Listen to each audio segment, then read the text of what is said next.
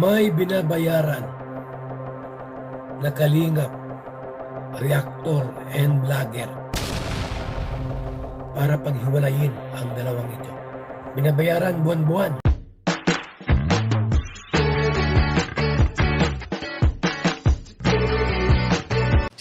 Si Kuya Jens, ano yan, reactor natin yan. Official reactor. Hello mga kalingap! Welcome back sa aking YouTube channel, Kuya Jens. So kung bago ka lang sa aking YouTube channel, huwag niyo pong kalimutan mag-subscribe at click the bell button para like na updated sa ating mga bagong upload na video. At huwag po natin kalimutan suportahan ang Butim Kalingap sa pangunguna ni Kuya Val Santos Matubang, Ate Ed Vlog at syempre Kalingap Rob. At pang-suportahan din po ang aming mga kasamahan sa Butim Kalingap. Nandyan po ang K-Boys, Kalingap Partner, Kalingap Reactor at lahat ng charity vloggers sa buong Pilipinas sa tumutulong sa mga kababayan natin na lahat may hirap. Suportahan po natin lahat, guys. Grabe mga kalingap itong napanood at nabalitaan natin mga kalingap. Galing to mismo sa live ni Kuya Val. At ito nga mga kalingap, lumantad at lumabas na po ang totoo. Mga kalingap, merong kalingap reactor. Ibig sabihin mga kalingap, ito po ay maaring talagang lehitimong kalingap reactor. Lehitimo, registered. Baka possible, baka may ID rin. Katulad natin mga kalingap, may ID tayo.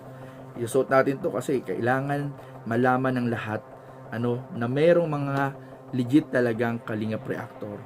Subalit mga kalingap, itong legit na reactor daw na ito, isa sa mga kalingap reactor daw di umano ay nababayaran. Nakto naman mga kalingap. Grabe mga kalingap, hindi na po nahiya sa mag-amang Kalingap Rob at Kuya Val mga kalingap, hindi na po nahiya sa mga tumutulong, sa mga sumusuporta. Grabe, talagang nagpapabayad pa talaga para manira ng mga love team, specifically Jomcar or EDC.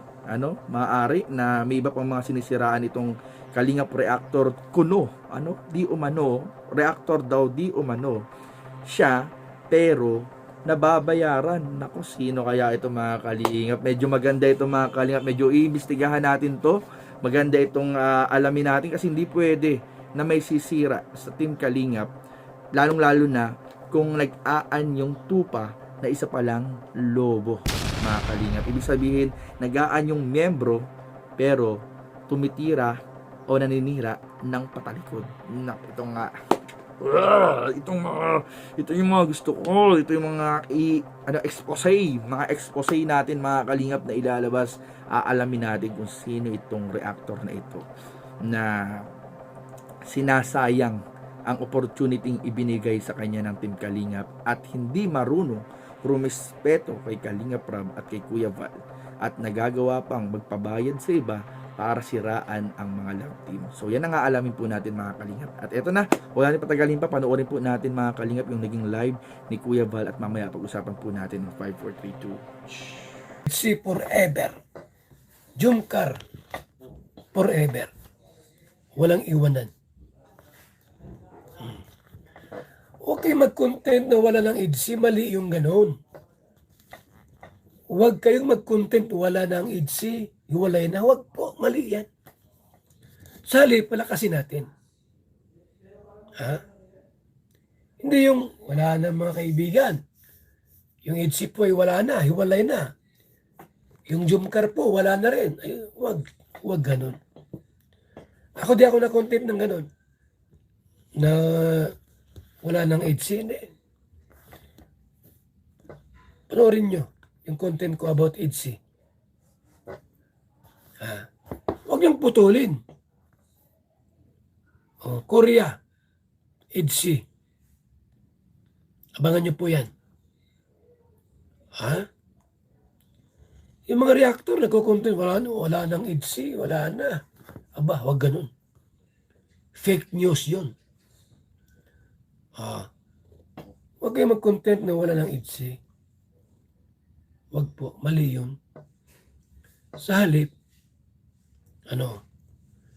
lalong paigtingin, palakasin ang EDC at Jomcar.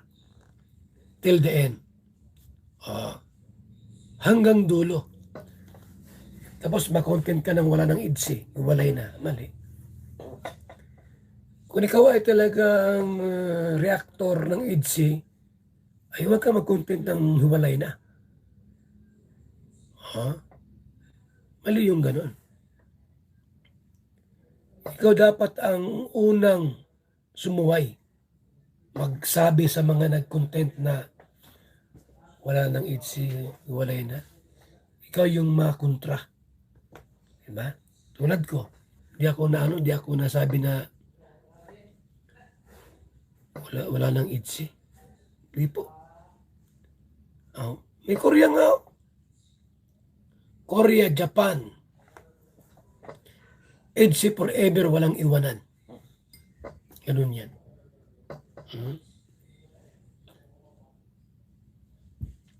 Pero, may binabayaran na kalingap, reactor, and vlogger para paghiwalayin ang dalawang ito. Alam ko na kung sino. Binabayaran buwan-buwan para paghiwalayin si Papa Ido at si Beyonce. Kasi may gusto sila kay Beyonce. Yan ang totoo. Ayan na oh. Nag-confirm na sa akin. Papa Bal. Oh. 3 nag-confirm. Mayroong inutusan ng mga reactor at saka vlogger para paghiwalayin itong dalawang ito.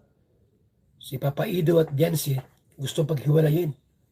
Kasi may ewan ko lang, anak ang may gusto, yung mismong ano. Nagandahan kay Beyonce po. Grabe, maganda si Beyonce. Walang ganon. Walang ganyanan. Ha? Huwag kayo mag-utos sa iba na siraan si Papa Ido.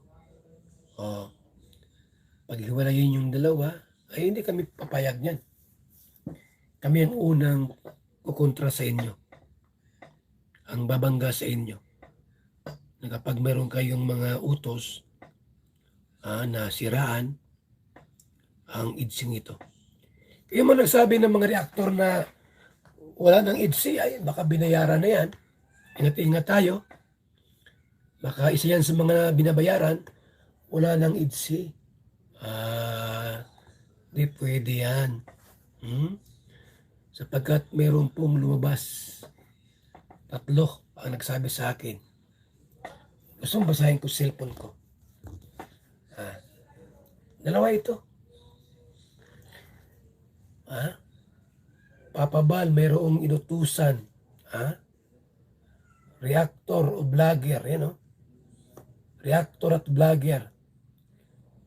Binigyan ng pera. Monthly support para siraan ang EDSI. Yan at paghiwalayin. Di pwede sa akin yan. Di pwede. Mali yung ginagawa ninyo. So, ay na nga mga kalingap, at galing na mismo yan kay Kuya Val. Grabe po mga kalingap, sobrang nakaka-disappoint, sobrang nakakasuka, sobrang alam nyo yun mga kalingap, talagang, naku, pag nalaman ko kung sino yan mga kalingap, talagang titirahin talaga natin yan ng ilang ulit mga titirahin, babanatan natin yan sa mga, pag nalaman ko yung reactor na yan, babanatan ko talaga, magtago na siya mga kalingap. Hindi lang pala yan isang bayad lang, talagang buwan-buwan pa talaga nagpapabayad para siraan yung mga love team at yung mga beneficiary ng Team Kalingap. So parang kumbaga inaatake na rin niya yung Team Kalingap. So naalala ko nga ito, nahiya naman po yung nahiya naman po yung award natin mga Kalingap. Nahiya naman yung award ko nung Kalingap Thanksgiving. Nakakuha naman po tayo ng loyalty award. Nahiya naman yung loyalty award ko po na natanggap. Kasi alam niyo ba mga Kalingap, nahiya naman yung 1 million offer sa akin dati. Nahiya naman yung 1 million offer sa akin dati na na para iwan ang Kalingap or kalabanin ang Kalingap. Nahiya naman. Tinanggihan natin yun, guys. Tinanggihan natin yung 1 million offer na yun dati na para patunayan yung loyalty natin. Tapos meron palang ibang reactor papabayad monthly, para lang siraan yung mga love team at siraan o kalabanin ang kalingap. Nakakaya naman po sa inyo kung sino naman po kayo. So, yan po aalamin natin yan, iimbestigahan natin yan mga kalingap. Huwag po kayo mag-alala. So, patuloy lang po ang inyong pagtutok at pag-abang ng ating mga update dito at aalamin natin kung sino itong bayarang reactor na ito mga kalingap.